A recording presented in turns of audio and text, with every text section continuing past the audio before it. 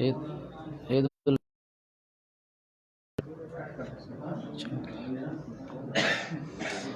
السلام علیکم ورحمۃ اللہ وبرکاتہ۔ الحمد للہ رب العالمین والصلاة والسلام علی سید الانبیاء والمرسلین ومن تبعہم بإحسان الی یوم الدین، اما بعد۔ اور امت محمد میں سے بنایا ہے، درود و سلام کا نزول ہو اللہ کے تمام پیغمبروں پر، بالخصوص ہم سب کے آخری نبی محمد صلی اللہ علیہ وسلم پر۔ آج اصل میں طبیعت میری خراب ہے، آواز بھاری ہے، لیکن موضوع ضروری ہے۔ عید کے جو مسائل ہیں، عید الفطر کے احکام اور مسائل، وہ جاننا ضروری ہے۔ تو انشاءاللہ اختصار کے ساتھ عید الفطر کے احکام و مسائل آپ کے سامنے بیان کروں گا۔ اللہ رب العالمین سے دعا کرتے ہیں ہمیں بولنے کی استطاعت دے، آواز کے اندر طاقت پیدا فرما دے۔ السلام ورحمۃ اللہ وبرکاتہ۔ آج جمعہ کا دن ہے اور رمضان المبارک کا یہ آخری جمعہ ہے، تو سب سے پہلے اپنی بات یہیں سے سٹارٹ کرتے ہیں۔ لوگوں کے اندر یہ بات مشہور ہے کہ رمضان المبارک کا جو آخری جمعہ ہوتا ہے تو وہ الوداعی جمعہ ہوتا ہے، اس کو لوگ بہت اہمیت دیتے ہیں۔ جس طریقے سے عید کے دن کو اہمیت دیتے ہیں، اسی طریقے سے آج کے دن کو بھی اہمیت دیتے ہیں۔ حتیٰ کہ بہت سے لوگ نیا نیا کپڑا سلاتے ہیں، غسل کرتے ہیں۔ غسل تو جمعہ کے دن ہے ہی، لیکن عید کی طرح اہتمام کرتے، نیا کپڑا لگانا، گھر کو سجانا سنوارنا، اور پھر جو ہے بڑے اہتمام اور دھوم دھام سے مسجد جانا۔ پھر ایک بڑی غلط فہمی یہ ہے، اور ایک جو ہے سمجھ لیجئے وہ بدعتی کام ہے، وہ یہ ہے کہ 4 رکعت نفل ادا کرنا، اس نیت سے اور یہ سوچ کر ادا کرنا کہ ہم نے 4 نفل ہم نے ادا کر لیا تو زندگی کے سارے گناہ معاف ہو گئے، جتنی بھی نمازیں ہم نے چھوڑی تھی سب نمازوں کا کفارہ ہو گیا۔ اس نیت سے 4 رکعت نفل ادا کی جاتی ہے، تو شریعت میں ایسی کوئی نماز ثابت نہیں ہے۔ نماز تو 5 وقت کی اپنے جگہ پر متعین ہے، اور ہر نماز کو اپنے وقت پر ادا کرنا ہے۔ جب اپنی مرضی سے 2 نماز کو ایک ساتھ ملا کر نہیں پڑھ سکتے ہیں تو 4 نفل ادا کرنے سے زندگی بھر کے فرائض کیسے ادا ہو جائیں گے؟ سوال ہی نہیں پیدا ہوتا ہے۔ ہر نماز اپنے اپنے وقت پر پڑھنا ہے، ادا کرنا ہے۔ ایک نماز پڑھ لینے سے ان نمازوں کی قضا نہیں ہو جائے گی، الا کہ اگر کوئی نماز چھوٹی ہوئی ہو اس نماز کی قضا کرتے ہیں تو جس کی قضا کریں گے وہی نماز ادا ہوتی ہے۔ لیکن ایسا نہیں کہ آپ 2 رکعت یا 4 رکعت پڑھ لیں تو زندگی بھر کی نماز آپ کی سب معاف ہو جائے گی۔ تو یہ غلط فہمی لوگوں کی ہے۔ قرآن اور حدیث میں اس کا کوئی ثبوت نہیں، نہ تو 4 رکعت نفل کا قضاء عمری کا ثبوت ہے، اور نہ ہی آخری جمعہ کو، رمضان کے آخری جمعہ کو الوداعی جمعہ کہنے کا کوئی ثبوت ہے۔ جمعہ کا دن عید کا دن ہے، جمعہ کو نبی صلی اللہ علیہ وسلم نے عید کا دن قرار دیا۔ ابھی وہ حدیث آپ کے سامنے میں پیش کروں گا۔ تو الحمدللہ جمعہ، رمضان کا پہلا جمعہ ہو، دوسرا جمعہ ہو، تیسرا جمعہ ہو، چوتھا جمعہ ہو، ہر جمعہ عید کا دن ہے۔ رمضان کے علاوہ بھی اگر جمعہ کا دن آ رہا ہے وہ دن بھی عید کا دن ہے۔ تو اس لیے اپنی طرف سے جو دین میں جو ہے لوگ کچھ نئی بات ایجاد کرتے ہیں، تو اور پھر لوگ اس کے پیچھے جو ہے بڑے جو ہے انہباق سے چل رہے ہوتے ہیں۔ تو قرآن و حدیث میں اس الوداعی جمعہ کہنے کا کوئی ثبوت نہیں ہے، اور 4 رکعت نفل قضاء عمری کی نیت سے پڑھنے کا بھی کوئی ثبوت نہیں ہے۔ اب ہم چلتے ہیں عید الفطر کے احکام و مسائل کی طرف۔ مختصر انداز میں ہم آپ کو عید الفطر کے احکام و مسائل آپ کے سامنے بیان کریں گے۔ سب سے پہلے آپ کو یہ بتائیں کہ رمضان کا جو روزہ ہے سن 2 ہجری میں فرض ہوا۔ محمد صلی اللہ علیہ وسلم مکہ سے ہجرت کر کے مدینہ گئے تو سن 2 ہجری میں، یعنی ہجرت کے دوسرے سال روزہ فرض ہوا۔ ہجرت کے دوسرے ہی سال صدقۃ الفطر واجب ہوا۔ یہ صدقۃ الفطر جو رمضان کے آخر میں ہم لوگ نکالتے ہیں یہ بھی واجب ہے، تو یہ بھی سن 2 ہجری کو واجب ہوا۔ اور 2 ہی ہجری کو مسلمانوں نے پہلی مرتبہ عید الفطر کی نماز ادا فرمائی، اور یہ عید الفطر کی جو نماز ہے اس کا حکم ہے واجب۔ عید الفطر کی نماز واجب ہے، اگر کوئی بغیر عذر کے اس نماز کو چھوڑتا ہے تو گناہ گار ہوگا۔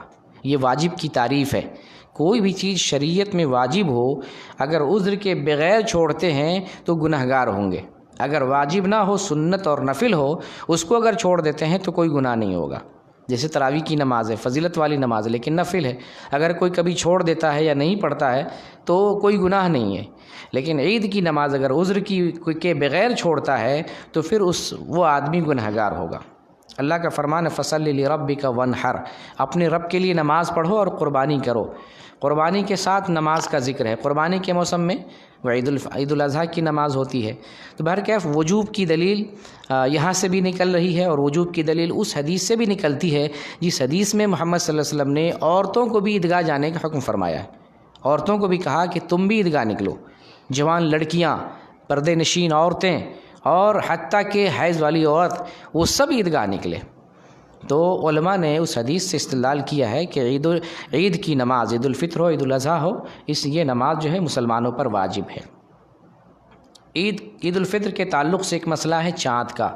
مسلمانوں کو چاند دیکھنے کا اہتمام کرنا چاہیے۔ آج کل عموماً لوگ موبائل لے کے بیٹھ جاتے ہیں، ٹی وی پر بیٹھ جاتے ہیں، دیکھنے کا بہت کم لوگ اہتمام کرتے ہیں، جبکہ ہمیں دیکھنے کا اہتمام کرنا چاہیے۔ اگر ہم اکثر و بیشتر علاقوں میں لوگ چاند دیکھنے کی کوشش کریں تو کسی نہ کسی کو چاند نظر آ جائے گا، کیونکہ پہلے جو شروعات کا جو چاند ہوتا ہے بڑا باریک ہوتا ہے، پتلا ہوتا ہے، بڑی محنت سے دیکھنا پڑتا ہے اور بہت مختصر اور محدود وقت کے لیے نکلتا ہے اور پھر ڈوب جاتا ہے۔ تو اس چاند کو دیکھنے کا اہتمام کرنا چاہیے۔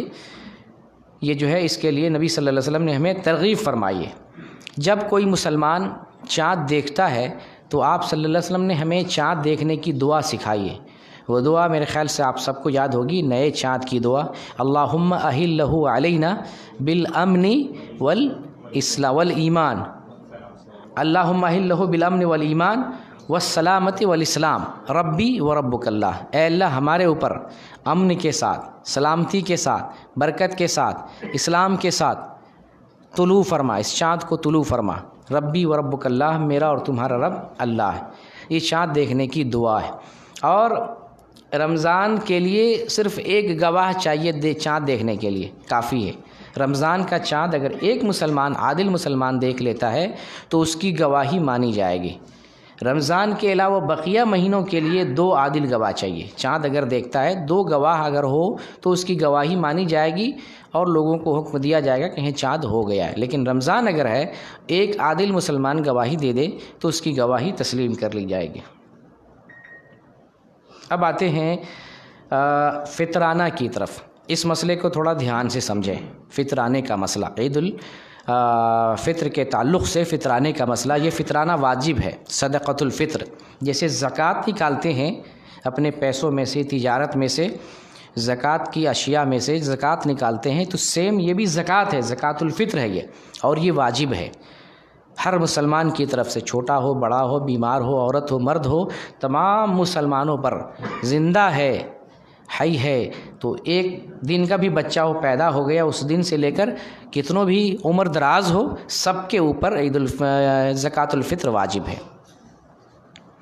اور زکوٰۃ الفطر جو ہے اس کی مقدار کیا ہے؟ نبی صلی اللہ علیہ وسلم نے حدیث میں بیان فرمایا کہ 1 سا کھجور میں سے، یا جو ہے کھانے پینے کی جو غلہ ہوتا ہے، اس زمانے میں کھجور اور جو ہے کشمش وغیرہ سے نکالا کرتے تھے، تو اناج میں سے جو ہم کھاتے پیتے ہیں اپنے علاقے میں، اپنی بستی میں، اناج میں سے 1 سا ہمیں صدقۃ الفطر ہر گھر کے ہر فرد کی طرف سے نکالنا۔ 1 سا، یہ عربی پیمانہ ہے، سا، صاد الف عین، سا۔ یہ گرام کے اعتبار سے کتنا ہوتا ہے؟ اس کو پیمائش کے اعتبار سے 4 مد بولا جاتا ہے۔ 4 مد، یہ مد بھی عربی لفظ ہے۔ جیسے دونوں ہاتھ کو ملائیے اور اس ہاتھ میں جتنا دانہ آئے، جتنا چاول آ جائے، گیہوں آ جائے، جتنی مقدار میں آئے، 4 مرتبہ آئے، اس کو ہم کہتے ہیں 1 سا۔ 1 مرتبہ لیے 1 مد، 4 مرتبہ لیے 4 مد، یہ 1 سا کے برابر ہوتا ہے۔ تو ہاں، یہ سوال آپ کا بہت، تجھے بیٹھے بیٹھے یہ سب سوچتے رہتے ہیں ماشاءاللہ۔ تو اس میں اس کا جواب یہ ہے کہ معتدل انسان، معتدل، نہ زیادہ بڑا ہو نہ زیادہ چھوٹا انسان، درمیانی قسم کا انسان ہو، تو اس کا اگر ہاتھ ہو، لگ بھگ 544 گرام بنتا ہے، یعنی 544 گرام، ½ kg سے تھوڑا سا زیادہ بنتا ہے ایک لپ میں۔ اور ٹوٹل جو پھر اس کو کیلکولیٹ کرتے ہیں، 1 سا کو گرام کے اعتبار سے اگر کیلکولیٹ کرتے ہیں تو پھر علماء نے مختلف اقوال بیان کیے ہیں۔ 1 سا گرام کے اعتبار سے کتنا ہوگا؟ بعض لوگ کہتے ہیں 2 کلو 40 گرام، ایک قول یہ، دوسرا قول ہے 2 کلو 100 گرام، تیسرا قول ہے 2 کلو 175 گرام، اسی میں ایک قول ہے 2 کلو 751 گرام۔ بعض لوگ 2.5 کلو کے آس پاس مانتے ہیں، 2.5 کلو کے آس پاس، اور زیادہ تر اسی پر عمل ہے، تقریباً 2.5 کلو۔ اور بعض علماء 3 kg بھی مانتے ہیں، تو عرب کنٹری میں 3 kg کے حساب سے نکالا جاتا ہے۔ جب آپ بقالے میں جائیں گے عید الفطر کے موقع سے دیکھیں گے 3 kg کی کیس ملے گی آپ کو، تو یہاں کے عرب علماء جو ہے بعض 3 kg مانتے ہیں، تو 3 کلو تک ہے، لیکن جنرلی 2.5 kg نکالا جاتا ہے۔ تو ایک آدمی کی طرف سے کم از کم ہمیں 1 سا نکالنا ہے، لگ بھگ 2.5 کلو۔ تو گھر میں جتنے لوگ ہیں ان تمام لوگوں کی طرف سے ہمیں 2.5 کلو کے حساب سے فطرانہ نکالنا پڑے گا۔ اچھا، جہاں پر ہیں فطرانہ بہتر ہے وہیں پر دیں جس جگہ آپ رہ رہے ہیں، لیکن اگر یہاں ضرورت مند آپ کو نظر نہ آئے، یا یہاں سے زیادہ ضرورت مند کسی اور علاقے میں آپ کو نظر آئے، تو اپنا فطرانہ ان کو بھیج سکتے ہیں۔ ایسی صورت میں چاول تو آپ نہیں بھیجیں گے، لازم آپ اس کو جو ہے کنورٹ کریں گے پیسے میں، پیسے ہی بھیج سکتے ہیں۔ تو علماء نے جواز کا فتویٰ دیا ہے کہ ضرورت کے تحت فطرانہ کو پیسے کی شکل میں نکال سکتے ہیں، جیسے اس کنٹری سے دوسری کنٹری بھیجیں گے، یہ بھی ایک ضرورت ہے۔ اور اس کے علاوہ انسان جو ہے اپنے گاؤں سماج میں کسی آدمی رشتہ دار میں سمجھ رہا ہے اس کو پیسے ہی کی ضرورت ہے، تو مجبوری میں اس کو پیسہ دیا جا سکتا ہے۔ پیسہ کس حساب سے دیں گے؟ ہم جو غلہ کھاتے ہیں اس غلے کی 2.5 kg کے اعتبار سے جو قیمت بنے گی وہ اس قیمت کے اعتبار سے ہمیں دینا ہے۔ مثال کے طور پہ اگر کسی کے علاقے میں 10 روپے چاول ہے تو 2.5 kg کا کتنا ہو گیا؟ 10 10 20 اور 5 25 ہو گیا۔ تو یہ لوگوں کی غلطی ہوتی ہے، علماء کی بھی غلطی ہے، جو ایک علاقے میں طے کر دیتے اس علاقے میں امسال یا اس ملک میں امسال 40 روپیہ فطرانہ۔ کس نے اس کو اجازت دی ہے تم 40 روپے فطرانہ متعین کرو؟ کس نے تمہیں جو ہے ذمہ دار بنا دیا ہے؟ ہر علاقے میں غلے کی جو ہے قیمت الگ الگ ہوتی ہے، پھر انسانوں کی کیٹیگری الگ ہوتی ہے، کوئی بڑا مالدار ہوتا ہے، کوئی بڑے عمدہ قسم کی چیزیں کھاتا ہے، کوئی جو ہے نارمل چیز کھاتا ہے۔ کس کو اجازت دیا ہے کہ تم پیسہ فکس کر دو؟ ایک تو پیسہ شریعت میں ہے نہیں، رسول اللہ صلی اللہ علیہ وسلم نے تو سا متعین کیا ہے، تو آپ سا بتاؤ کہ 2.5 کلو دینا ہے، جو بتایا گیا ہے وہ بتاؤ۔ ہاں یہ کہہ سکتے ہیں کہ مجبوری میں ہم پیسہ دے سکتے ہیں، تو اپنے علاقے میں جو اناج ہے 2.5 کلو کے اعتبار سے جو پیسہ بنتا ہے وہ دے سکتے ہیں، یہ مجبوری میں۔ لیکن اعلان کر دینا پاکستان میں آج یہ اس امسال اتنا ریٹ ہے، انڈیا میں امسال اتنا ریٹ ہے، حتیٰ کہ یہاں تک ظلم ہوتا ہے کہ پاکستان میں بیٹھنے والا سعودی عرب کا بھی حساب بتا رہا ہوتا ہے، بیٹھا ہوا پاکستان میں سعودی عرب کا حساب بتاتا ہے کہ سعودی عرب میں اتنا ریال جو ہے فطرانہ ہے۔ کیا تعلق ہے اس کا سعودی عرب سے؟ پاکستان میں بیٹھا ہوا۔ تو ایسی جو ہے حرکتیں کر رہے ہیں لوگ، اسی سے تو دین کا تیا پانچا نکلا، اپنی طرف سے دین گڑھ رہے ہیں، بنا رہے ہیں دین، اسی لیے جو ہے بگڑ رہا ہے اور دین کو جو ہے بگاڑا جا رہا۔ فطرانہ کا وقت کیا ہے اس کو سمجھ لیں۔ فطرانہ کا 2 وقت، ایک وقت ہے وقت واجب اور ایک وقت ہے وقت جواز، 2 الگ الگ وقت ہیں۔ وقت واجب ہے جب عید کے لیے چاند نکل آئے، اس ٹائم سے لے کر عید کی نماز پڑھنے سے پہلے تک، یہ وقت وجوب ہے۔ اس درمیان آپ کو ہر حال میں فطرانہ ادا کرنا ہے، ہر حال میں، یہ وقت وجوب واجب ہے۔ اور ایک ہے وقت جواز، کہ آپ چاند سے پہلے بھی، عید سے پہلے بھی 1-2 دن پہلے فطرانہ ادا کر سکتے ہیں۔ صحابہ کرام اس طریقے سے کیا کرتے تھے، 1-2 دن پہلے فطرانہ دے دیتے تھے۔ لیکن بہت دن پہلے فطرانہ دے دینا یا جو ہے رمضان سے پہلے فطرانہ دے دینا، لوگ ایسا بھی کرتے ہیں۔ مدرسے کے مسافر اور دوسری جگہ کے لوگ، سفیر حضرات جو ہوتے ہیں، رمضان سے پہلے چندہ پہ اور سفر پہ نکل جاتے ہیں، اسی دن سے کیلکولیٹ کرنے لگتے ہیں، جمع کرنے لگ جاتے ہیں۔ یہ صحیح نہیں ہے، ابھی رمضان آیا نہیں۔ یہ فطرانہ کس چیز کے لیے ہے؟ روزے دار کے روزے کو پاک کرنے کے لیے ہے، اور غریبوں کی یہ غذا ہے، مسکین کی غذا ہے۔ تو ابھی روزہ آیا نہیں، روزہ سے پہلے فطرانہ آپ جمع کر رہے ہیں، روزے دار کو برائی سے اور لغو چیزوں سے پاک کرنے کے لیے۔ ابھی روزہ رکھا ہی نہیں، روزہ رکھ کے اس نے کوئی غلطی کی نہیں، فطرانہ جمع ہو رہا ہے، تو یہ غلطی ہے۔ البتہ رمضان آ جائے، رمضان کے موسم میں اگر کوئی وکیل بن کر، دعویٰ سینٹر کا ذمہ دار بن کر لوگوں کا فطرانہ اگر لیتا ہے، اور وہ کچھ پہلے لے لیتا ہے، اس میں کوئی حرج نہیں، لیکن مسکین کو، مستحق کو، جو مستحق ہے اس کو جو وقت مناسب ہے اسی وقت میں دینا ہے۔ عید سے 1-2 دن پہلے یا نماز عید سے پہلے یہ ہے، لیکن جمع کرنے کے اعتبار سے کچھ دن پہلے ان کو ہم نیابت کے طور پہ دے رہے ہیں، وکیل ہے ہونے کی حیثیت ان کے پاس ہم جمع کر سکتے ہیں، اس میں کوئی حرج کی بات نہیں ہے۔ یہ فطرانہ کا مسئلہ ہو گیا۔ فطرانہ کے بعد اب آتے ہیں عید کی رات، جس کو شب عید کہتے ہیں، اس رات عبادت کرنے کا مسئلہ ہے۔ لوگوں میں ایک چیز مشہور ہے کہ عید کی رات اگر آپ عبادت کرتے ہیں تو بہت ثواب ملتا ہے، یہ لوگوں میں مشہور ہے۔ اور اس سلسلے میں ایک حدیث آتی ہے، دراصل وہی حدیث معیار ہے، بنیاد بنائی جاتی، لوگوں میں صحیح ضعیف اس کا کوئی مطلب نہیں ہے، بس حدیث مل جائے، ضعیف ہو، موضوع ہو، گڑی ہوئی، کوئی مسئلہ نہیں، حدیث مل جائے لو پکڑو لو عمل کر لو۔ حدیث کا مسئلہ ایسا نہیں ہے، حدیث کا مسئلہ ایسا ہے سندن صحیح ہونا چاہیے، وہ حدیث سند کے اعتبار سے صحیح ہے، ثابت ہے، تبھی جا کر اس پر عمل کریں گے۔ ایک جو حدیث آتی ہے کہ نبی کریم صلی اللہ علیہ وسلم ارشاد فرماتے ہیں، جس نے عید الفطر اور عید الاضحیٰ کی دونوں راتوں کو اجر و ثواب کی نیت سے اللہ تعالیٰ کے لیے قیام کیا تو اس کا دل اس دن مردہ نہیں ہوگا جس دن لوگوں کے دل مردہ ہو جاتے ہیں۔ شیخ البانی نے اس روایت کو سخت ضعیف کا اور ضعیف ابن ماجہ کے اندر درج کیا ہے۔ ابن ماجہ تو حدیث کی کتاب سمجھے ہوں گے آپ، تو شیخ البانی نے کیا کیا ہے، ابن ماجہ کے اندر جو ضعیف حدیث تھی ایک جگہ کر دیا، اس کا نام انہوں نے رکھا ضعیف ابن ماجہ، اور اس کتاب کے اندر جو صحیح حدیث تھی اس کو ایک الگ کتاب میں جمع کیا، اس کا نام رکھا صحیح ابن ماجہ۔ اس حدیث کو کہاں درج کیا ہے؟ ضعیف ابن ماجہ میں۔ بہرکیف یہ حدیث ضعیف ہے اور ایسی کوئی صحیح دلیل نہیں ہے جس دلیل کی بنیاد پر ہم یہ کہہ سکتے ہیں کہ شب عید کی عبادت افضل ہے۔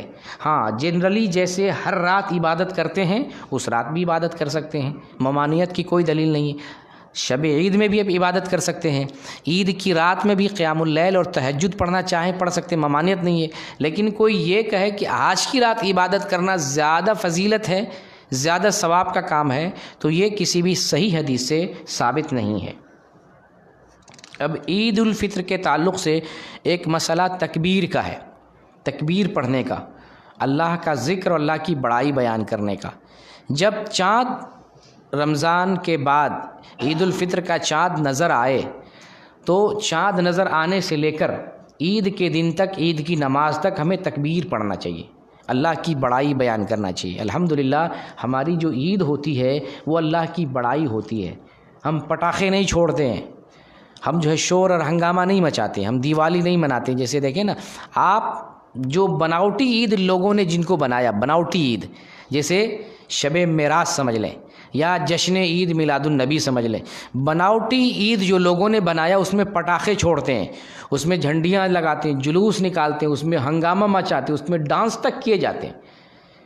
لیکن یہی فرق ہے کہ جو اصلی عید ہوتی ہے وہ اپنی شکل سے بھی عید پہچانی جاتی ہے کہ یہ عید اصلی ہے۔ عید الفطر میں ہم کوئی جھنڈی نہیں لگاتے، کوئی گھوڑے کا جلوس نہیں نکالتے ہیں، کوئی اس میں جو ہے رنگ رلنیاں اور ڈانس اور اس طرح کی چیز، قوالی اور کوئی غلط حرکت نہیں کرتے۔ یہی فرق ہے اصلی عید میں اور نقلی عید میں۔ عید دو ہی صحیح ہے، عید تو جن کی پرانی عادت رہی ہوگی تو پھر جو ہے وہ ہو سکتا ہے اسی راستے پہ، اور اگر کوئی یہاں پھوڑ دے کوئی وہاں پھوڑ دے، نوجوان آدمی غلطی سے پھوڑے تو وہ اس کا مسئلہ الگ ہے۔ لیکن کوئی منظم انداز میں جماعت کی شکل میں ایسا کر رہا ہے تو وہ اس کا پرانا دھندا رہا ہوگا۔ لیکن جو قرآن و حدیث والے، صحیح دین پر عمل کرنے والے، وہ ایسا کبھی نہیں کر سکتے ہیں۔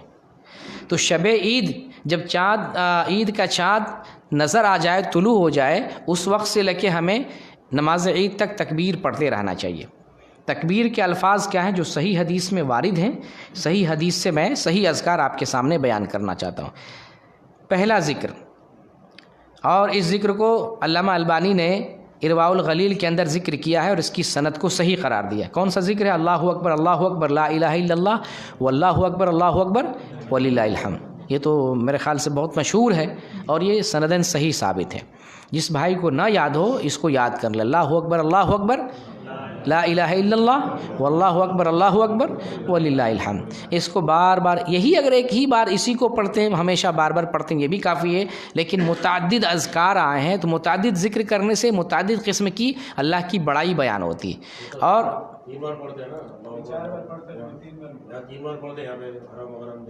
نہیں تو وہ لوگوں کی یاد دہانی کے لیے پڑھاتے ہیں، وہ کوئی ایسا نہیں۔ ابھی کئی اذکار اس سلسلے میں کئی روایات ہیں، میں ایک دلیل دیا آپ کو کہ یہ بھی جو ہے اس طرح سے بھی وارد ہے، اور اس کے علاوہ بھی کئی اذکار، ابھی اور بھی میں آپ کو بتا رہا ہوں، ابھی اور بھی اذکار ہیں۔ ایک ذکر تو یہ ہے جس کو شیخ البانی نے صحیح قرار دیا، ایک دوسرا ذکر ہے اللہ اکبر کبیرہ، اللہ اکبر کبیرہ، اللہ اکبر کبیرہ، 3 مرتبہ اللہ اکبر کبیرہ، اللہ اکبر کبیرہ، اللہ اکبر کبیرہ۔ یہ بھی سندن صحیح ہے۔ حافظ ابن حجر نے اس تکبیر کا سب سے صحیح صیغہ کا، یعنی تکبیر کا سب سے صحیح صیغہ اسے قرار دیا ہے، اللہ اکبر کبیرہ، اللہ اکبر کبیرہ، اللہ اکبر کبیرہ۔ یہ ایک دوسرا ذکر ہے۔ ایک تیسرا ذکر ہے اللہ اکبر کبیرہ والحمد للہ کثیرہ وسبحان اللہ بکرۃ وصیلا، وہ سنتے ہوں گے حرم میں اور مسجدوں میں ہی اعلان ہوتا رہتا ہے۔ تو یہ بھی ایک ذکر ہے، اور یہ کہاں آیا ہے؟ صحیح مسلم میں یہ ذکر آیا ہے۔ تو یہ 2-3 ذکر آپ کو بتایا ہوں، اس کے علاوہ بھی بہت سارے اذکار ہیں۔ تو ذکر اللہ کی بڑائی ہے، اللہ کو ہم یاد کر رہے ہیں کہ اللہ تعالیٰ نے ہمیں رمضان کا روزہ رکھنے کی توفیق دی ہے۔ اب اس کو ہم متعدد اس کا جب ذکر کرتے ہیں، عبادت اور دعا کریں گے، اللہ خوش ہوگا اور رمضان کے روزوں کا جو ہے بے پناہ ہمیں بدلہ دے گا۔ ذکر میں ایک چیز دھیان رہے کہ اجتماعی طور پہ ذکر نہیں کرنا ہے۔ جیسے حرم شریف میں تو یاد دہانی کے طور پہ پڑھتے ہیں، امام صاحب پڑھتے ہیں، جو ہے کوئی عالم پڑھتے ہیں، اس لیے پڑھتے ہیں تاکہ لوگ کو یاد آ جائے ذکر ہمیں کرنا ہے، ذکر ہمیں کرتے رہنا ہے۔ اجتماعی طور پہ کہ ایک آدمی پڑھے، پیچھے سب لوگ اس کے ساتھ ذکر کریں، یہ طریقہ درست نہیں ہے، یہ ثابت نہیں ہے۔ اب عید کے دن کا روزہ رکھنا ایک مسئلہ، عید کے دن روزہ رکھ سکتے ہیں کہ نہیں؟ لوگوں میں غلط فہمی ہے۔ وہ غلط فہمی کیا ہے کہ عید الاضحیٰ کے موقع سے آدھا روزہ رکھا جاتا ہے۔ یہ لوگوں کے اندر جو ہے غلط فہمی، یہ جھوٹ ہے، یہ روزہ ہے ہی نہیں۔ روزہ آدھا دن کا ہوتا ہی نہیں، روزہ کمپلیٹ ہوتا ہے صبح صادق سے لے کر غروب آفتاب تک۔ اس کا نام روزہ کھانے پینے اور کھانے پینے کے مشابہ جو چیز ہے اس سے رک جانا۔ تو یہ عوام کے اندر غلطی ہے کہ عید الاضحیٰ کے موقع سے آدھے دن کا یا کم از کم جو ہے آدھے کے قریب دن کا روزہ رکھتے ہیں، پھر جو ہے قربانی کرتے ہیں، قربانی سے کھاتے ہیں، روزہ توڑتے ہیں۔ وہ روزہ ہے ہی نہیں۔ نبی صلی اللہ علیہ وسلم نے عید کے دن روزہ رکھنے کو حرام قرار دیا ہے، منع فرمایا ہے۔ تو جس دن روزہ منع ہے، حرام ہے، اس دن روزہ کیسے ہے؟ اس دن روزہ ہی نہیں۔ ہو سکتا ہے اس غلط فہمی میں کوئی آدمی روزے کی نیت کر لے، چلو آدھے دن کے روزے کی نیت کر لیتا ہوں، اس لیے مسئلہ آدمی کو واضح ہونا چاہیے۔ ایسا بھی ہو سکتا ہے نا، غلط فہمی میں کوئی عام آدمی جو پڑھا لکھا نہیں ہے، جس کو صحیح معلومات نہیں، آدھے دن کے روزے کی نیت کر لے اور سمجھے چلو مجھے ثواب ملے گا، تو یہ صحیح نہیں۔ تو عید الفطر ہو یا عید الاضحیٰ ہو، روزہ جو ہے ان دنوں میں، حتیٰ کہ قربانی کے ایام جو ہے وہ بھی خوشی کے ایام ہیں، ان دنوں میں بھی روزہ رکھنا منع ہے۔ نبی کریم صلی اللہ علیہ وسلم کے بارے میں ابو ہریرہ رضی اللہ تعالیٰ عنہ بیان فرماتے ہیں، نہا عن صیام یومین، یوم الفطر و یوم النحر۔ صحیح مسلم کی روایت 1138 نمبر کی کہ نبی صلی اللہ علیہ وسلم ہمیں 2 دن روزہ رکھنے سے منع فرماتے تھے۔ وہ کون سا دن ہے؟ یوم الفطر ہے اور یوم النحر ہے۔ یوم الفطر یعنی عید الفطر، اور یوم النحر یعنی عید الاضحیٰ۔ یہ 2 دن، 2 عید کے دن روزہ رکھنے سے آپ صلی اللہ علیہ وسلم منع فرماتے تھے۔ اچھا، جو عید کا دن ہوتا ہے، جیسے چاند نکل گیا، رات میں چاند نکل گیا، یہاں سے لے کے ہم جو ہے نماز عید تک تکبیر پڑھتے رہیں گے۔ اب جب جو عید کا دن ہے، اس دن ہمیں کیا کیا تیاری کرنی ہے، کیسے ہمیں تیاری کرنی ہے؟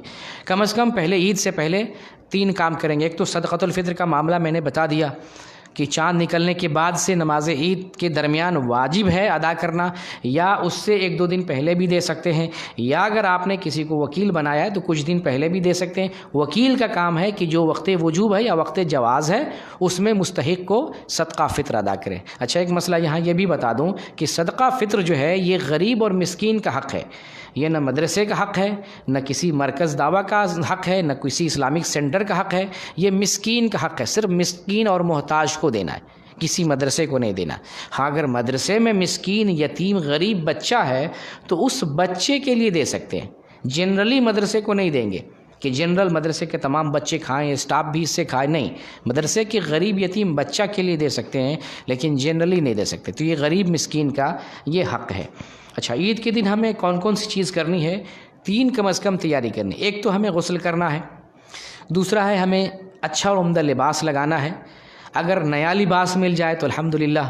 اظہار ہونا چاہیے خوشی کا، ہم مسلمان ہیں تو ایسا نہیں ہے کہ خوشی کا اظہار نہ کریں، خوشی کا جائز طریقے سے اظہار کر سکتے ہیں۔ اللہ تعالیٰ نے پیسہ دیا ہے تو نیا لباس، مہنگا سے مہنگا لباس اگر اللہ نے پیسہ دیا ہے، بہت مہنگا نہیں، فضول خرچی جس میں ہو جائے، اتنا مہنگا نہیں، لیکن عمدہ لباس آپ جس کو اللہ تعالیٰ نے اس استطاعت دی ہے تو عمدہ سے عمدہ لباس خرید سکتے ہیں۔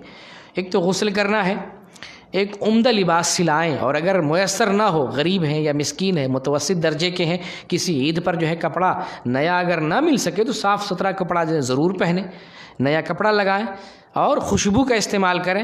اس کے بعد آپ عیدگاہ کی طرف نکلیں گے۔ 3 کام۔ سب سے پہلے نمبر پہ نہانا۔ نہانے کا وقت کیا ہے؟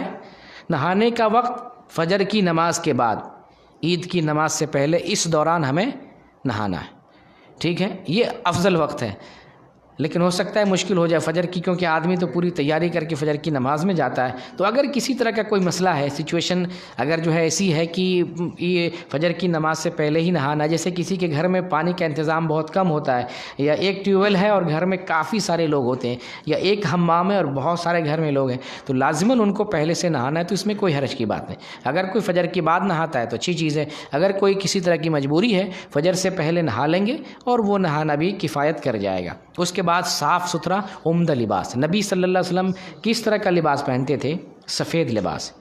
سفید لباس کا استعمال کریں، یہ نبی صلی اللہ علیہ وسلم کو پسند ہے۔ کالا بھی لگا سکتے ہیں، دوسرا بھی لگا سکتے ہیں، جو بالکل لال رنگ کا ہو وہ ممنوع ہے۔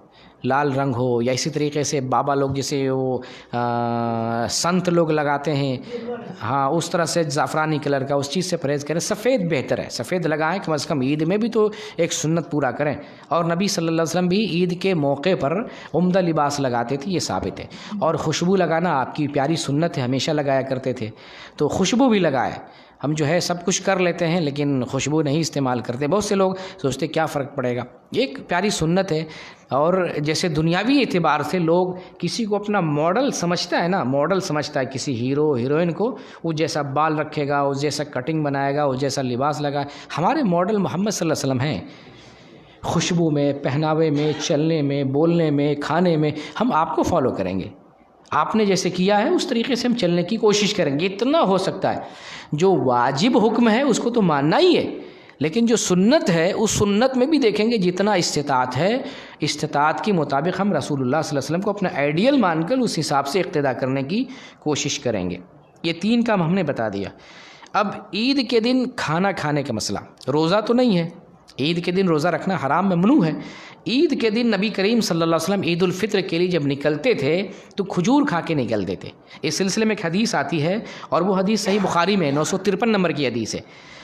انس بن مالک رضی اللہ تعالیٰ عنہ بیان کرتے ہیں، کان رسول اللہ صلی اللہ علیہ وسلم لا یغدو یوم الفطر حتی یاکل تمرات، کہ آپ عید الفطر کے دن یا اس وقت تک نہیں نکلتے یہاں تک کہ آپ کھجور نہ کھا لیتے، تو کھجور تناول کرتے اور پھر عیدگاہ کے لیے نکلتے۔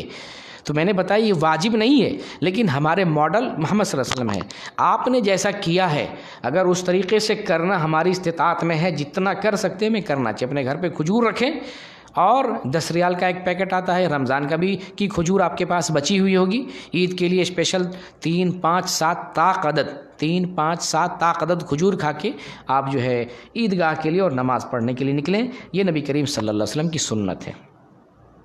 عید الفطر کی سنتوں میں سے ایک سنت یہ ہے کہ آپ صلی اللہ علیہ وسلم پیدل نکلا کرتے تھے، پیدل جاتے تھے، پیدل واپس آتے تھے۔ اس سنت کو بھی ہم فالو کرنے کی کوشش کریں گے۔ جو لوگ فالو کر لیتے اچھی چیز ہے، جن کے ساتھ مجبوری ہے کوئی مسئلہ نہیں، اور اگر کوئی گاڑی سے جا بھی رہے بغیر مجبوری کے تو ایسا بھی نہیں کہ وہ گناہ گار ہے۔ لیکن میں نے کہا ہمارے ماڈل محمد صلی اللہ علیہ وسلم ہیں، ہماری کوشش ہو اور ہمارے اندر شوق ہو کہ اپنے ماڈل کی کہاں تک اتباع کر لے جاتے ہیں۔ سنت میں، واجب میں تو ماننا ہی ماننا ہے، سنت کی میں بات کر رہا ہوں کہ سنت میں ہم آپ کو کہاں تک فالو کرتے ہیں، کتنا زیادہ۔ صحابہ تو اتنا تک مانتے تھے، کہیں پر محمد صلی اللہ علیہ وسلم نے پیشاب کیا ہو تو پیشاب کرنے بیٹھ جاتے تھے، یہاں تک اقتدا کرتے تھے کہ یہاں محمد صلی اللہ علیہ وسلم نے پیشاب کیا ہے، چلو یہاں ہم بھی پیشاب کرتے ہیں، صرف اس لیے کہ محمد صلی اللہ علیہ وسلم نے ایسا کیا ہے، صرف اس لیے۔ اگر پیشاب نہیں لگا رہا تو کم از کم جو ہے وہ حیات اور کیفیت بنا لیتے تھے۔ تو یہ اقتداء محمد، سنت میں بھی ہم محمد صلی اللہ علیہ وسلم کو فالو کریں گے۔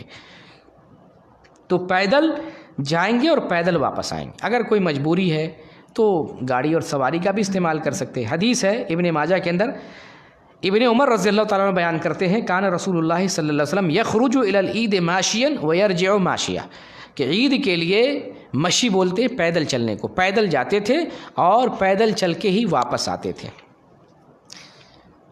اچھا، یہ چلنے میں ایک سنت اور بھی ہے کہ نبی صلی اللہ علیہ وسلم ایک راستے سے جاتے تھے اور دوسرے راستے سے واپس آتے تھے۔ صحیح بخاری کی حدیث ہے 986 نمبر کی، جابر بن عبداللہ رضی اللہ تعالیٰ عنہ بیان کرتے ہیں کان نبی صلی اللہ علیہ وسلم اذا کان یوم عید خالف الطریق، جب عید کا دن ہوتا تو راستے کی خلاف ورزی کرتے، یعنی ایک راستے سے جاتے اور دوسرے راستے سے واپس آتے تھے۔ اب یہاں مسئلہ بیان کرتے ہیں عیدگاہ کا، عید کی نماز کہاں پڑھنی چاہیے؟ عید کی نماز عیدگاہ یعنی صحرا میں پڑھنا چاہیے، بستی سے الگ، جہاں پر بستی نہیں ہے، صحرا جنگل، وہاں جا کے عید کی نماز ہمیں پڑھنا چاہیے، یہ سنت ہے۔ اگر مجبوری میں مسجد میں پڑھ لیتے ہیں تو بھی عید کی نماز ہو جائے گی۔ مجبوری میں جیسے بارش ہو جائے، طوفان آ جائے، یا کبھی کبھی ایسا ہوتا ہے عیدگاہ میں عورتوں کا انتظام نہیں ہوتا، یا عورتوں کا جانا، بچوں کا جانا دشوار ہوتا ہے، تو ایک جگہ نماز پڑھانے کے لیے کبھی کہیں مسجد میں عورت کا بھی انتظام ہوتا ہے، پہلے سے ہوتا ہے، اگر وہاں عید کی نماز پڑھائی جائے تو مرد نے بھی پڑھ لیا، عورتوں نے بھی پڑھ لیا، تو ایسی حالت میں، ایسی صورت میں مسجد میں عید کی نماز پڑھنے میں کوئی حرج کی بات نہیں، لیکن کوشش یہ ہو کہ ہم عیدگاہ کی طرف نکلیں، صحرا کی طرف نکلیں اور گاؤں اور بستی کے تمام لوگوں کو نکالیں، گھر کے تمام لوگوں کو نکالیں۔ لیکن مجبوری ہو تو مسجد میں ہم عید کی نماز پڑھ سکتے ہیں۔ اب یہاں ایک اہم مسئلہ بتاتا ہوں، عید کی نماز اور عورتوں کا مسئلہ۔ عید ہی ایک دن، دھیان سے سنیں، عید ہی ایک ایسا دن ہے جس دن تمام مسلمان جمع ہوتے ہیں، بچہ ہو، بوڑھا ہو، بیمار ہو، تکلیف میں ہو، مصیبت میں ہو، حیض میں ہو، عورت ہو، مرد ہو، ہر کوئی اس دن نکلتا ہے اور ایک جگہ جمع ہوتا ہے، اور ایسا نبی صلی اللہ علیہ وسلم نے حکم دیا ہے۔ افسوس ہے کہ اس پر مسلمانوں میں متعدد طبقات میں عمل نہیں کیا جاتا، عورتوں کو عیدگاہ نہیں لے جایا جاتا ہے۔ میں حدیث پیش کرتا ہوں، صحیح بخاری میں ہے 324 نمبر کی، صحیح مسلم میں ہے 890 نمبر کی۔ ام عطیہ رضی اللہ تعالیٰ عنہ بیان کرتی ہیں کہ نبی کریم صلی اللہ علیہ وسلم ہمیں عورتوں کو حکم دیتے تھے کہ عورتوں کو عید الفطر کے لیے اور عید الاضحیٰ کے لیے عیدگاہ لے کے جاؤ، جوان لڑکیوں کو لے کے جاؤ، اور حیض والی عورتوں کو لے کے جاؤ، پردہ نشین عورتوں کو لے کے جاؤ۔ تو ام عطیہ بیان کرتی ہیں اللہ کے رسول کچھ عورتیں ایسی بھی ہوتی جن کو جلباب نہیں ہوتا ہے۔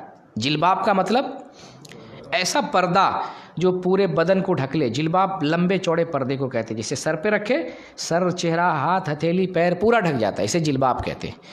تو کسی کے پاس پردے کا معقول انتظام نہیں ہوتا ہے، جلباب نہیں ہوتا ہے، تو وہ کیا کرے؟ تو آپ صلی اللہ علیہ وسلم فرماتے ہیں کہ اس کی بہن اس سے پردہ کرائے اور لے کے جائے، یعنی اپنے پردے میں اس کو شریک کر لے اور عیدگاہ لے کے جائے۔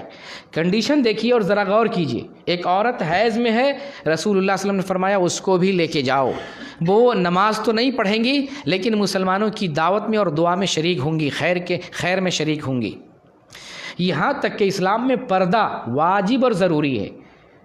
نبی صلی اللہ علیہ وسلم نے اس عورت کو بھی کہا لے کے جاؤ جس کے لیے پردے کا انتظام نہیں، جلباب نہیں ہے، دوسری عورت پردہ کرائے لیکن لے کے جاؤ۔ گویا کہ جو معذور عورت ہے اور جس کے پاس پردے کا انتظام نہیں ہے، یہ بڑا کریٹیکل کنڈیشن ہے، پردہ نہیں اور پھر بھی رسول کہیں کہ ان کو بھی لے کے جاؤ۔ اسی حدیث سے پتہ چلتا ہے کہ عید کی نماز واجب ہے۔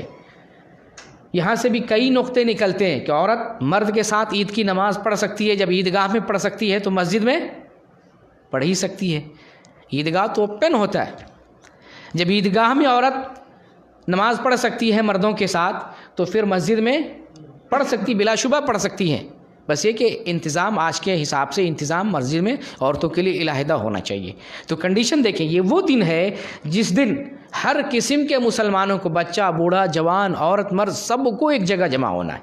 اس میں افسوسناک پہلو ان لوگوں کے لیے ہے جو اپنی عورتوں کو عیدگاہ کے لیے نہیں نکالتے ہیں، سنت کی خلاف ورزی کرتے ہیں، بزرگ کی بات کتنا مانتے ہیں، پیر نے کہہ دیا تو چھوڑیں گے نہیں، امام نے کہہ دیا تو چھوڑیں گے نہیں، قرآن چھوڑ دے، حدیث چھوڑ دے، نبی کا فرمان چھوڑ دے، لیکن پیر نے کہہ دیا تو چھوڑیں گے نہیں۔ ہمارے امام نے، پیر صاحب نے کہا، یہاں رسول کی بات ہے تو مانتے نہیں۔ دین کو لوگوں نے اپنی منمانی بنا لیا۔ یہ حدیث بخاری سے بتا رہا ہوں، صحیح مسلم سے بتا رہا ہوں، اپنی طرف سے نہیں بتا رہا ہوں۔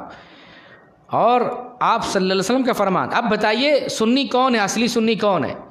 جو سنت پر عمل کرے ٹھیک ٹھیک وہ اصلی سنی ہے. جو ہلہ اور شور مچائے وہ ہے. ہلہ کرنے سے ہوتا ہے. چور جب آگ لگا دیتا ہے وہی ہلہ کرتا, آگ لگ گئی آگ لگ گئی. تو ایسے ہی سنی ہے, شور مچاتے بس. اصلی سنی بنے, سنت پر عمل کریں گے تو اصلی سنی ہوں گے. چیلنج کرتے ہیں, بخاری شریف اگر کھول کے سامنے رکھ دیجئے, بخاری شریف کی جو ہے 500-600 حدیثیں, ہزاروں حدیثیں ایسے ہوں گی جن پہ وہ خود عمل ہی نہیں کرتے ہیں. عمل ہی نہیں کرتے, سنی کیسے جب سنت پہ وہ عمل نہیں کرتے ہیں. ہزاروں حدیثیں ملیں گی صحیح بخاری کی. یہ جو ہے جلوس منانے والے اور جو ہے شور مچانے والے, یا حسین اور یا علی اور یا فلاں یا غوث یا بابا کہنے والے, ہزاروں حدیثیں پر عمل نہیں کرتے. بخاری شریف کھول کے سامنے رکھ دیجئے. میں روزے کی حالت میں بتا رہا ہوں, بخاری شریف سے بخار آتا ہے, نام سن کے ہی بخار آتا ہے. قربان جائیے امام بخاری رحمۃ اللہ علیہ پر کہ صحیح حدیث کو جمع کر کے ایک جگہ جو ہے امت کی حفاظت کی ہے. صحیح حدیث کو جو ایک جگہ جمع کر دیا. تو بہرکیف عید کا دن وہ دن ہے جس دن گھر کے تمام افراد کو جانا چاہیے. اور جو گاؤں محلے اور بستی کے جو ذمہ دار حضرات ہیں, میں ان سے مخاطب ہوں کہ آپ اپنی بستی میں عورتوں کے لیے بھی انتظام کریں. عیدگاہ میں عورت کے لیے انتظام کریں تاکہ لڑکیاں, جوان لڑکیاں, بوڑھی عورتیں, حائضہ عورتیں, سب لوگ عید میں حاضر ہوں اور سب ایک ساتھ عید کی نماز پڑھیں. تو خوشی کی طرح نظر آئے گی, خوشی محسوس ہوگی کہ ہاں ہم نے مسلمانوں کی جماعت کے ساتھ نماز پڑھی, عید کی نماز پڑھی ہے. جہاں ابھی تک انتظام نہیں, انہیں کوشش کرنی چاہیے. اگر اس مرتبہ انتظام نہیں ہے تو مسجد ہی میں مرد اور عورتیں ایک ساتھ عید کی نماز پڑھ لیں. عورتوں کے لیے سیپریٹ انتظام ہو مسجد میں اور مرد کے لیے سیپریٹ ہو, وہیں پر عید کی نماز پڑھ لیں. آئندہ سال اگر ابھی کر سکتے ہیں تو ابھی سال کریں, نہیں تو اگلے سال کوشش کریں عورت مرد سب لوگ ایک ساتھ عید کی نماز پڑھیں.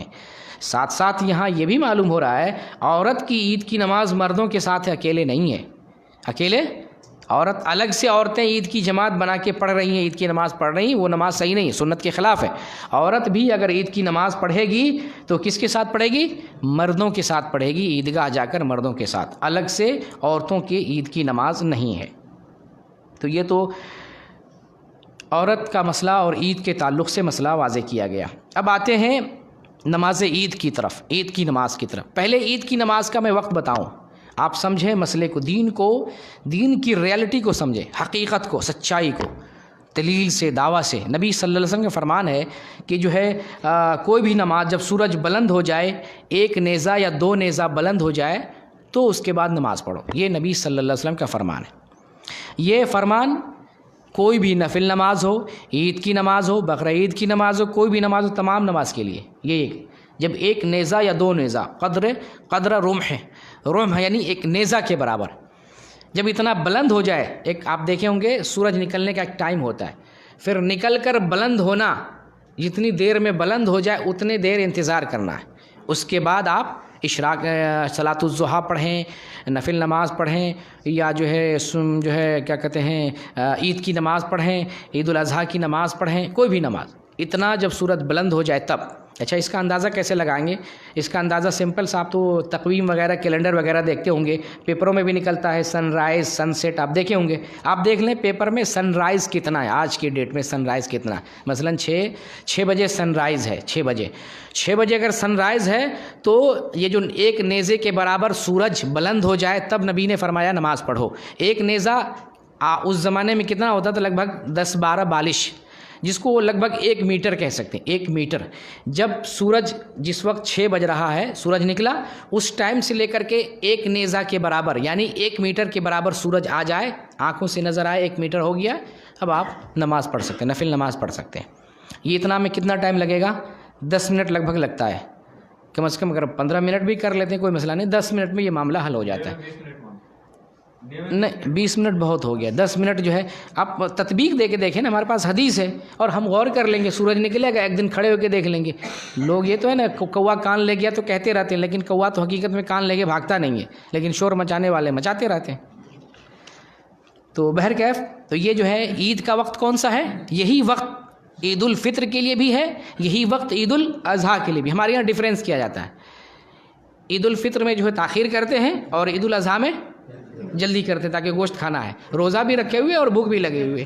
بتائیے کون سا روزہ رکھے ہوئے آپ؟ تو یہ دونوں میں کوئی ڈیفرنس نہیں, ایک ہی چیز ہے, سیم ہے. اور الحمدللہ یہاں پر اس سنت پر جو ہے عمل کیا جاتا ہے، ایک ہی ٹائم پہ نماز پڑھی جاتی ہے۔ فجر کی نماز پڑھی گئی، جیسے سورج نکلتا ہے، سورج نکل کر جب بلند ہو جاتا ہے 10 سے 15 منٹ کے بعد نماز ادا کر لی جاتی ہے۔ تو الحمدللہ یہاں سنت پر عمل ہوتا ہے۔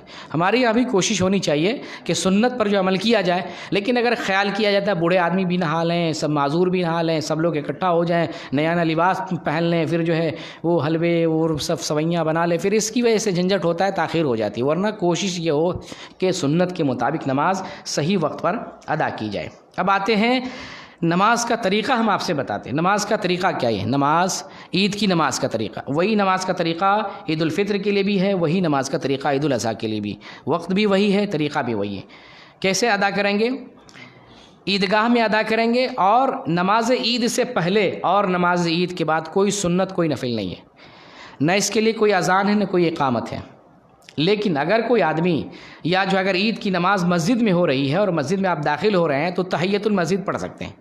عید کی نماز سپورٹ ڈیٹ بارش کی وجہ سے مسجد میں ہو رہی ہے، یا سعودی عرب میں بھی بہت ساری جگہ پہ عید کی نماز مسجدوں میں ہوتی ہے عورتوں کی وجہ سے، سہولت کی وجہ سے، تو مسجد میں اگر عید کی نماز پڑھ رہے ہیں تو مسجد میں داخل ہونے کی وجہ سے 2 رکعت تحیۃ المسجد پڑھیں گے۔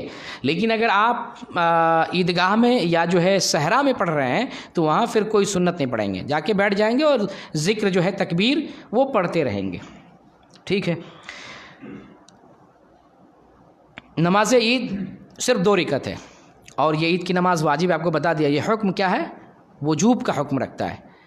2 رکعت نماز ہے۔ 2 رکعت نماز کیسے پڑھیں گے؟ جو امام صاحب ہیں، حدیث میں ہے نبی کریم صلی اللہ علیہ وسلم جو ہے جمعہ کی نماز اور عید کی نماز میں سورۃ الاعلیٰ اور سورۃ الغاشیہ کی تلاوت فرماتے تھے، اور کبھی آپ نے سورہ قاف اور سورہ قمر بھی تلاوت فرمائی ہے۔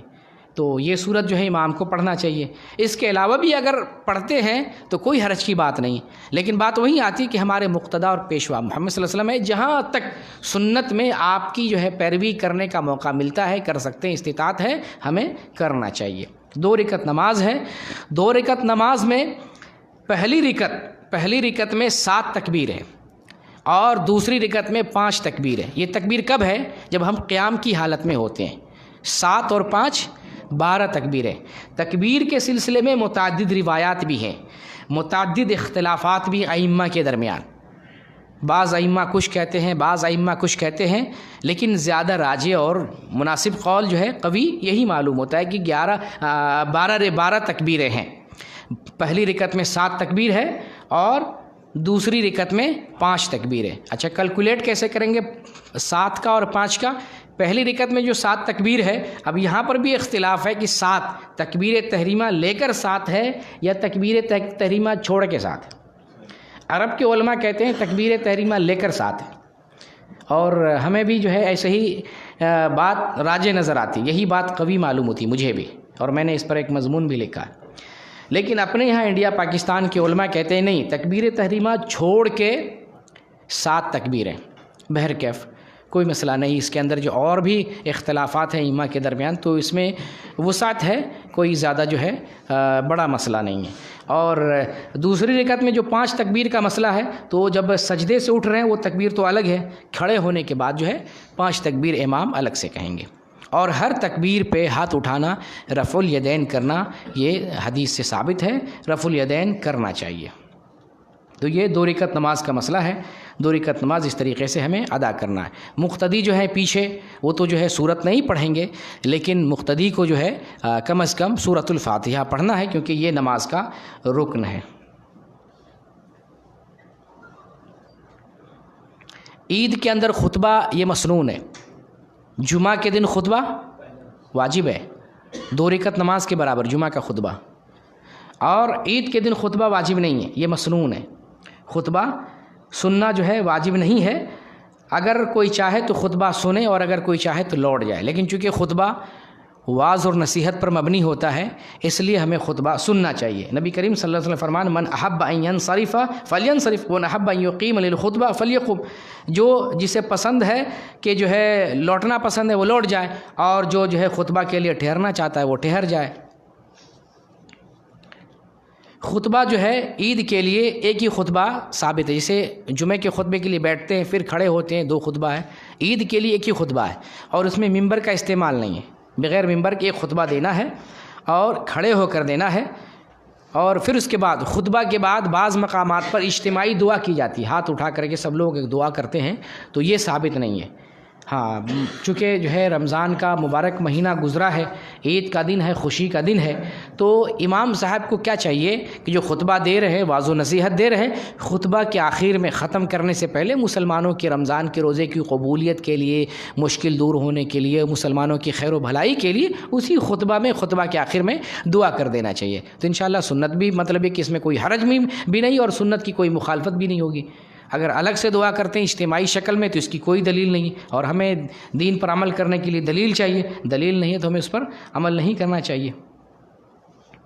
عید کے دن اگر جمعہ پڑ جائے، جمعہ کی نماز پڑھیں گے یا ظہر کی نماز پڑھیں گے، تو اس میں حدیث میں اس کی دلیل ملتی ہے کہ اگر عید کے دن جمعہ آ جائے تو جمعہ کی نماز بھی پڑھ سکتے ہیں اور ظہر کی نماز بھی پڑھ سکتے ہیں، یعنی جمعہ چھوڑ کے ظہر کے بھی نماز پڑھ سکتے ہیں، اس کی اجازت ہے۔ عید کے دن کسی کی نماز چھوٹ جائے، عید کی نماز 2 رکعت ہے نا۔ ایک حدیث آتی ہے اگر کوئی آدمی 1 رکعت امام کے ساتھ پالے تو جماعت کا ثواب ملتا ہے۔ یہ حدیث معلوم ہے آپ کو، کوئی بھی نماز، ظہر کی نماز ہو، عصر کی نماز ہو، فجر کی نماز ہو، 1 رکعت مل جائے تو جماعت کا اجر مل جاتا ہے، لیکن اگر 1 بھی رکعت نہ ملے تو پھر جماعت کا اجر اسے نہیں ملا، جماعت پانے کا، شریک ہونے کا جو مل سکتا ہے، چلو امام کے ساتھ اگر آخر میں تشہد اخیر میں گیا ہے، شرکت کا اجر جو ہوتا ہے وہ مل جائے گا، لیکن جماعت کا اجر کب ملے گا؟ کم از کم 1 رکعت وہ پائے۔ وہی مسئلہ یہاں پر بھی ہے، عید کی نماز میں کوئی لیٹ سے آیا، آخری رکعت میں آیا، لیکن 1 رکعت وہ پا لیا ہے، عید کی جماعت اسے مل گئی، اب کھڑے ہو کر کے 1 رکعت پڑھ کے بیٹھے گا، لیکن اسی طریقے سے، کیسے؟ جیسے امام نے پڑھا تھا، پہلی رکعت میں 7 امام نے پڑھ لیا ہے، اب یہ 2 رکعت پڑھے گا تو کتنے؟ 5 تکبیر کہہ کر کے نماز پڑھے گا۔ اس لیے طریقہ لوگوں کو بھی معلوم ہونا چاہیے، ایسا نہیں کہ امام صاحب نے جان لیا ہماری چھٹی، پتہ چلا کھڑے ہو گئے اور سوچ رہے ہیں کیا کرنا ہے، ابھی اس ٹائم تو فون لگا نہیں سکتے ہیں، کسی مولانا کو واٹس اپ تو کر نہیں سکتے، پھنسے بیچ میں۔ جی سوال ہوگا، سیکنڈ رکعت میں، دوسرے رکعت میں وہ 5 تکبیر پڑھیں، کوئی مسئلہ نہیں، جو کبھی ہوتا ہے نا، جیسے نماز میں 2 تشہد زیادہ ہے، لیکن کبھی نماز چھوٹنے کی وجہ سے ایک آدمی 3 تشہد پڑھنا پڑتا ہے، تو مجبوری ہوتی ہے، تو کوئی مسئلہ نہیں، اس میں کوئی حرج کی بات نہیں، لیکن یہ ہے کہ وہ جو شامل ہو رہا ہے اس کی پہلی رکعت ہے، اس میں بھی اختلاف، بعض علماء کہتے ہیں کہ لاسٹ مانی جائے گی، لیکن صحیح بات یہ ہے کہ وہ اس کی پہلی رکعت ہے، اسٹارٹ ہو رہی نماز اس کی وہ پہلی رکعت ہے۔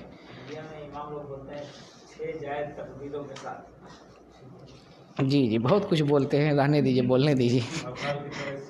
تو عید کی نماز، ایک مسئلہ بھی میں نے بتایا، 1 رکعت پا لیا ہے تو جماعت مل گئی۔ اچھا، اگر کوئی آدمی کوئی رکعت نہیں ملی ہے، پوری جماعت چھوڑ گئی، یا تشہد کے آخر میں آ رہا ہے، یا ابھی راستے میں ہے، گھر ہی میں ابھی تھا اور عید کی نماز ختم ہو گئی، یا اس کو عید کی نماز کا وقت پتہ ہی نہیں تھا، عید کی نماز ہو گئی، لوگ اب ریٹرن ہو رہے تو پتہ چلا، ایسی کنڈیشن میں کیا کرے گا وہ؟ ایسی کنڈیشن میں وہ بھی عید ہی کی نماز پڑھے گا، عید کی طرح عید کی نماز پڑھے گا۔ ایک آدمی ہو، چند آدمی ہو تو جماعت بنا لے، ایک اکیلا آدمی ہو تو عید کی طرح عید کی نماز پڑھے، 7 تکبیر اور قرآن کی صورت مطلب صورتیں پڑھ کے اسی طریقے سے پھر جو ہے 5 تکبیر، دوسری رکعت پڑھے، عید کی طرح عید کی نماز پڑھے، اور خطبہ دینے کی ضرورت نہیں، کیونکہ خطبہ جو ہے لازم اور ملزوم نہیں ہے، تو عید کی طرح نماز پڑھ لے گا۔ اس میں اختلاف، بعض علماء کہتے ہیں کہ 4 رکعت نماز ادا کرے گا۔ جو آدمی عید کی نماز جس سے فوت ہو گئی ہے، لاسٹ میں آ رہا ہے یا تشہد میں شامل ہو رہا ہے، تو 4 رکعت پڑھے گا۔ اس سلسلے میں اثر بھی، یعنی دلیل بھی ملتی ہے، لیکن وہ دلیل ثابت نہیں، شیخ البانی نے اس حدیث کو، اس دلیل کو ضعیف قرار دیا ہے، وہ ثابت نہیں ہے۔ بہرکیف صحیح مسئلہ اس معاملے میں یہ ہے کہ جس کی عید کی نماز چھوٹ جائے یا آخری رکعت میں رکعت ختم ہونے کے بعد آئے، وہ عید کی طرح نماز پڑھے اور خطبہ کو چھوڑ دے۔ یہ عید کی نماز کی قضا کا مسئلہ ہے۔ اچھا، عید کی جہاں پر ہے وہیں پڑھ لے، جیسے ابھی جہاں پر عیدگاہ پہنچ گیا تو وہاں پڑھ لیں گے۔ اگر گھر پہ ہیں، کبھی جو ہے ایک صحابی ہے شاید انس رضی اللہ تعالیٰ عنہ ہے، کبھی ان کی عید کی نماز چھوٹ جاتی تھی تو گھر پہ ہی اپنے پورے بال بچوں کے ساتھ گھر میں وہ عید کی نماز پڑھ لیتے تھے، کیونکہ شہر میں عید کی نماز جہاں ہوتی تھی وہ علاقہ دور تھا، تو جہاں پر ہیں، جس جگہ پہ، جیسے ہاسپٹل میں کوئی آدمی رہ گیا، چھٹی نہیں مل سکی، عید کے دن بھی کتنے سارے لوگ بزی رہتے ہیں، چھٹی نہیں مل پاتی ہے، تو وہ اسی جگہ پہ عید کی نماز پڑھ لیں گے۔ عید کی مبارکباد دینا، عید کی مبارکبادی عید کے دن دینا چاہیے. ہمارے یہاں ایڈوانس سب کچھ ایڈوانس چلتا ہے. ایڈوانس میں جو ہے ابھی سے عید کی مبارکبادی کتنا آدمی تیار کمپیوٹر پہ تیار کر کے رکھ لیا ہوگا. موبائل میں کتنا جو ہے رنگ برنگ کا جو ہے مبارکبادی بنا کے رکھا ہوگا. پھٹافٹ جو ہے دینا، بس فارورڈ کرنا. اس میں پیسہ تو لگتا نہیں. پہلے تو SMS میں بھی پیسہ لگتا تھا، سوچتا تھا. ابھی تو سوچنا ہی نہیں ہے. ڈاٹا فری ہوتا ہے، 1 مہینے کا لے لو، ڈاٹا فری ہے، مارو بھیڑو. تو سنت پر ہمیں عمل کرنا. سنت کیا ہے؟ سنت یہ ہے کہ نبی کریم صلی اللہ علیہ وسلم کے زمانے میں عید کے دن صحابہ کرام ایک دوسرے سے ملتے تھے تو کہتے تھے تقبل اللہ منا و منک، تقبل اللہ منا و منک. اللہ تعالی ہم سے اور آپ سے قبول فرمائے. کیا قبول فرمائے؟ رمضان کی عبادتیں. اسی لیے کہا ہوں کہ یہ وہ دن ہے جس دن سارے مسلمان اکٹھا ہوتے ہیں. تو اگر آج کے دن بھی سارے مسلمان اکٹھا نہیں ہو پا رہے ہیں، وہ مسلمان کیسے متحد ہوں گے؟ سوال یہ ہے. ایسے مسلمان کو کیسے ایک جگہ جمع کر سکتے ہیں جو اپنے سماج، اپنے طبقہ کی عورتوں کو، بچوں کو جمع نہیں کر سکتے؟ اس مسلمان کو ہم ایک پلیٹ فارم پہ کیسے جمع کر سکتے ہیں؟ سوچنے والی بات ہے. آج کے دن سارے مسلمان ایک جگہ جمع ہوتے ہیں تو جمع ہونے کے بعد دعا دیتے کہ ہم نے جو عبادتیں کی ہیں اللہ تعالیٰ وہ قبول فرمائے. وہ دعا دیتے ہیں. ہمارے یہاں تو جشن پہ جشن. ابھی تراویح ختم ہوئی تو پارٹی چل رہی ہے. آپ تراویح ختم کر رہے ہیں، قیام اللیل ہے کہ پارٹی بنا رہے ہیں؟ کون سی پارٹی آپ دے رہے ہیں؟ کھانا باقاعدہ جو ہے دیگیں چڑھتی ہیں، بریانی بنتی ہے اور سب بریانی کھاتے ہیں. عبادت کرنے کے بعد مومن تو ڈرتا ہے کہ پتہ نہیں اللہ تعالیٰ نے عبادت قبول کیا کہ نہیں قبول کیا. یہ مومن کی علامت ہے. 1000 دفعہ دعا کرتے ہیں اللہ میری عبادت قبول فرما لے، قبول فرما لے. ہمارے یہاں دیگیں پکتی ہیں. حج سے واپس آئے، حج سے جاتے ہوئے بھی دیکھا ہوگا آپ نے کتنا جو ہے سواگت ہوتا ہے، ویلکم ہوتا ہے. اور حج سے واپس آ جائے تو وہ جتنا بڑا انسان ہے اس سے زیادہ مالا اس کے بدن پہ ہوتا ہے. کتنے لوگ ہوتے ہیں، پوری بستی ویلکم کے لیے. تو بہرکیف یہ جو ہے اپنے یہاں غلط جو ہے رواج پیدا ہو گیا ہے. تو عید کے دن مبارکبادی دینا چاہیے. عید کے دن، عید کا جو دن ہے اس دن ہمیں، اگر چاند ہو جائے تو چلو عید کا دن اتنا مانا جا سکتا ہے، چاند ہو گیا ہے چلو آپ فارورڈ کر سکتے ہو. لیکن ابھی عید کا دن نہیں آیا ہے تو پھر نہیں بھیجنا چاہیے ایڈوانس میں. اچھا، شیخ ابن عثیمین رحمہ اللہ نے کہا ہے کہ عید کے دن مسافہ اور معانقہ کر سکتے ہیں. عید کا جو دن ہے مسافہ اور معانقہ کرنا چاہے تو کر سکتے. بعض لوگ کہتے ہیں کہ اس کی دلیل نہیں کرنا چاہیے. بارکاہ بچتے ہیں تو اچھی چیز ہے، دلیل نہیں. لیکن اگر کوئی عالم کہہ رہے ہیں عید کے دن کبھی کسی کی ملاقات بہت زمانے بعد ہوتی ہے یا کسی سے رنجش ہوتی ہے، خوشی کا دن ہوتا ہے، اسی بہانے وہ مل کر کے اپنی رنجش کو بھلا سکتا ہے تو اس میں کوئی حرج کی بات نہیں. اچھا، عید کے دن اگر انسان کھیلنا چاہے، عید کے دن انسان اگر کھیلنا چاہے تو کوئی کھیل، جائز کھیل، غلط کھیل نہیں، جائز کھیل انسان کھیل سکتا ہے اور اس میں کوئی حرج کی بات نہیں. نبی صلی اللہ علیہ وسلم کے زمانے میں بھی حبشی لوگ جو ہے کھیلا کرتے تھے، نیزہ سے اور تلوار سے کھیلا کرتے تھے. تو عید کے دن اگر ہم کھیلنا چاہے تو کھیل سکتے ہیں. تو جو عید کے حکام اور مسائل تھے وہ ختم ہو گئے. اللہ رب العالمین سے دعا کرتے ہیں اللہ تعالیٰ ہم سب کی اصلاح فرمائے، ہم سب کی عبادتوں کو قبول فرمائے. ہم سب نے جتنے روزے رکھے ہیں اپنی رضا کے لیے قبول فرما لے. ان روزوں کو ہمارے گناہوں کا کفارہ بنا دے. ہم سب کی پریشانی دور فرما دے. ہم سب کی دنیا اور آخرت بنا دے. ہم سب کا داخلہ جنت میں نصیب فرما دے. آمین یا رب العالمین. وآخر دعوانا ان الحمد للہ رب العالمین.